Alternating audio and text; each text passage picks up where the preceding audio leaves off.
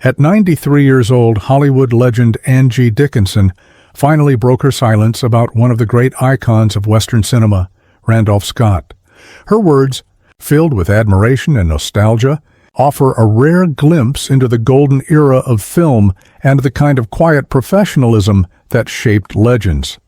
But before Angie became a star who held her own among Hollywood's biggest names, her story began far away from the bright lights of California. Born Angeline Brown on September 30th, 1931, in Cullum, North Dakota, Angie grew up in a close-knit German-American family. Her father, Leo Henry Brown, was a newspaper publisher and editor who inspired her love for storytelling.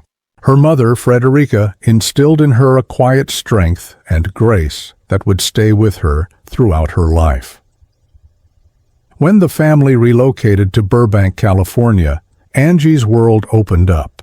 The sleepy plains gave way to the electric energy of a city that lived and breathed show business.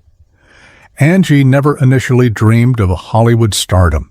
She studied at Glendale Community College and later Immaculate Heart College, earning a business degree with hopes of becoming a writer or editor. But fate had other plans.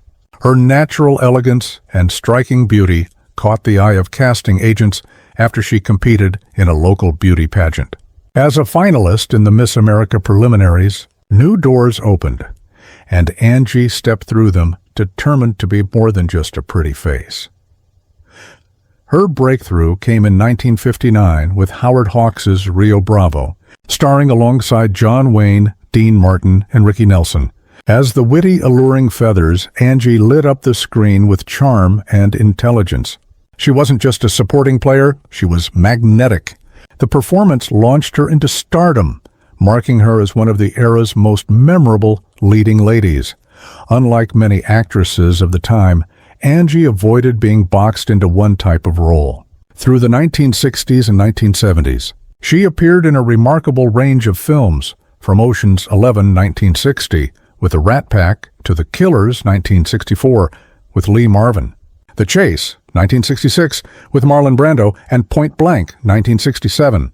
She balanced strength and sensuality on screen like few others could, but it was television that cemented her legacy. In 1974, she stepped into the role of Sergeant Suzanne Pepper Anderson in the hit series Policewoman. For 4 seasons, Angie portrayed one of TV's first female undercover cops, smart, brave, and deeply human. Her performance not only won a Golden Globe and multiple Emmy nominations, but also inspired real women to pursue law enforcement careers. She wasn't just acting. She was breaking barriers. Away from the spotlight, Angie's personal life was equally compelling. She married Gene Dickinson in 1952, a charming former college football player. But as her career accelerated, their marriage unraveled, ending officially in 1960. During those years, Angie moved in intellectual circles. She befriended John Kenneth Galbraith, the famed economist, and his wife, Catherine. She even traveled to India, where Galbraith served as U.S. ambassador. Her curiosity and grace left a deep impression, revealing a woman as comfortable among diplomats as she was among actors. In 1965, Angie married legendary composer Burt Bacharach, the man behind some of the most timeless songs ever written. Together, they formed one of Hollywood's most glamorous couples. In 1966, they welcomed their daughter Nikki, who was later diagnosed with autism, a diagnosis few understood at the time.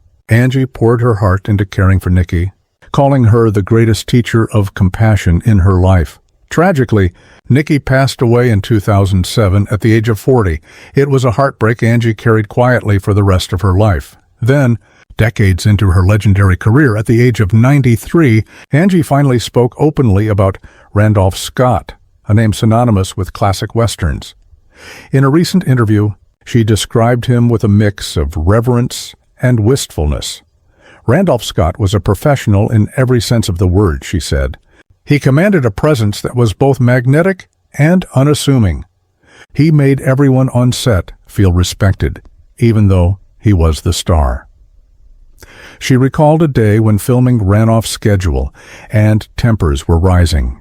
Without fuss, Randolph stepped in and lifted everyone's spirits. He wasn't loud or flashy, just quietly kind. Working with Scott, Angie explained, was both thrilling and intimidating. You knew you were standing next to a master, she admitted, but he never made you feel small. He encouraged you to shine. She also reflected on the era's unique culture, the rigid hierarchies, the stoicism expected of men like Randolph, and how Scott balanced strength with humility in a way that stayed with her for decades. By speaking up now, Angie isn't just reminiscing, she's preserving history. Her words offer a first-hand account of Hollywood's golden age, at a time when those stories are fading. It's important to remember the people who shaped us, she concluded.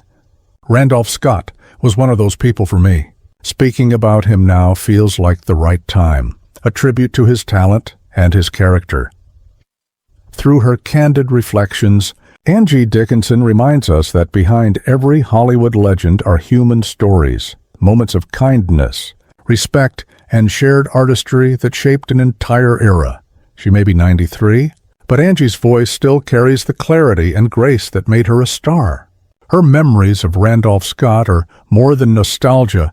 They're a living bridge to a time when Hollywood legends walked among us. If you enjoyed this biography, don't forget to like, subscribe, and share to keep Hollywood's golden stories alive.